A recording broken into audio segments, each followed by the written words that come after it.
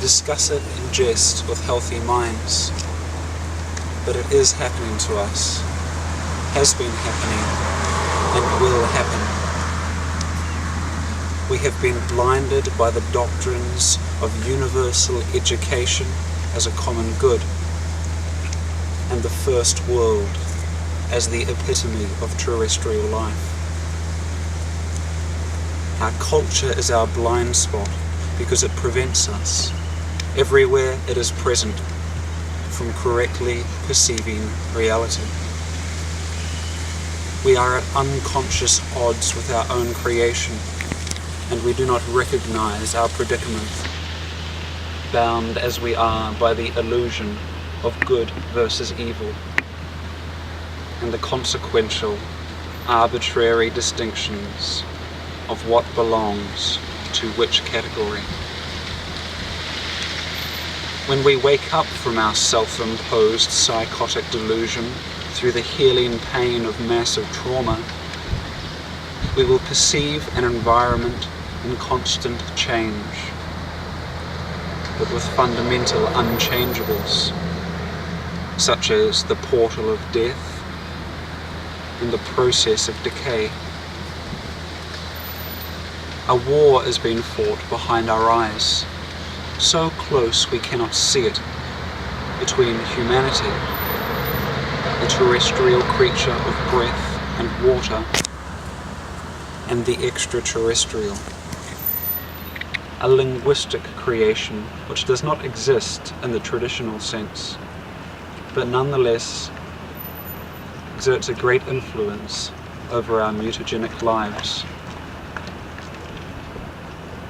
This extraterrestrial has been worshipped as Yahweh, condemned as Satan, but each attempt to name and therefore destroy the influence of the creation has been culturally assimilated by the creation itself, and today it flaunts every futile attempt to name and disempower it as cultural diversity, or freedom of religion, or the tragic loss of what has become art to cultural assimilation.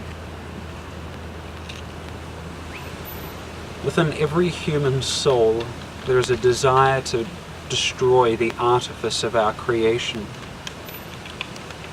a desire to break through the non-existent veil of human superiority and touch beauty. A daring few step beyond the veil, experience beauty, and try to communicate it or share it with their lovers. Those amongst these precious few who manage to get their message out, who may or may not have been crucified in their own day, are today being mass-produced by Penguin and are available everywhere for $10. Those who were once burned at the stake and condemned as heretics or witches, a practice we now condemn as inhuman, are today being hailed as artists and scientists, and are burned on the slow fire of material wealth and the perverse attention of fame. The intelligent use the trenches dug by the alien to send messages to sympathetic heretics across the world or around the corner. The desperate destroy themselves in public, screaming obscenities and slogans. Some find love and decide to share their love with only one in private in a secure kingdom. But even love has been culturally assimilated as heterosexual monogamy, and this practice soon results in children who must be sacrificed to the greater good of human superiority. And at the age of 6, they are handed over to the state, where the extraterrestrial influence, having relied on the tenuous grip of television and materialism, proceeds to systematically destroy their ability to process sensory data autonomously, and ridicules their intuitive connection to the earth, to each other, and to their own body, until it can easily be labelled superstition paganism, psychic powers, or mental illness. At every step of the process, we give our consent for it to continue. Rather than shed ourselves of its obvious poisons, such as alcohol and nicotine, and therefore begin the process of examining its relatively non-existent poisons, such as ideology and shame, we become addicted to everything that temporarily removes us from the illusion, and thus cling to the veil like a helpless baby, having glimpsed the vast expanse of reality on the other side, rather than tearing it down easily with our own weight. We are fundamentally perverse.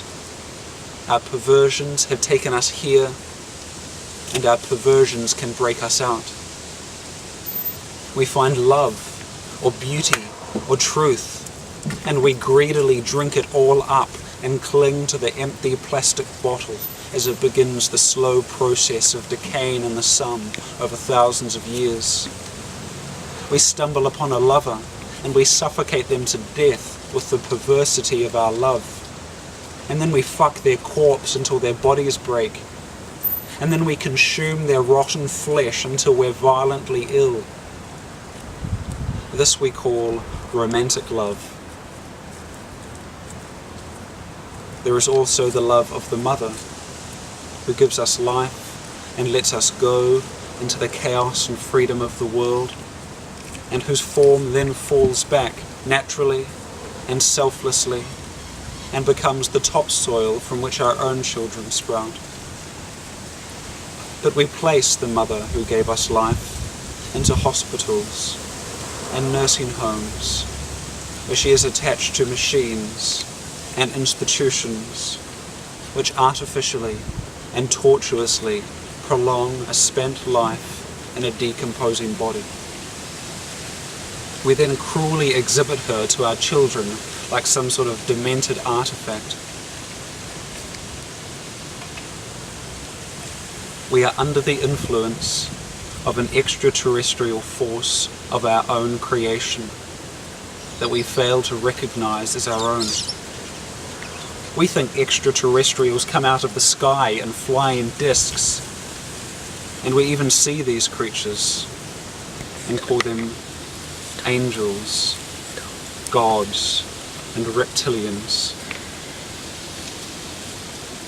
We do not consider why we feel pain or see beauty. We simply label one bad, the other good, and satisfied, we continue to perpetuate our own entrapment, lamenting the strain, envying the free, and turning a blind eye when the unlocked shackles fall open, and the policeman taps us gently on the head with his baton and pushes them closed.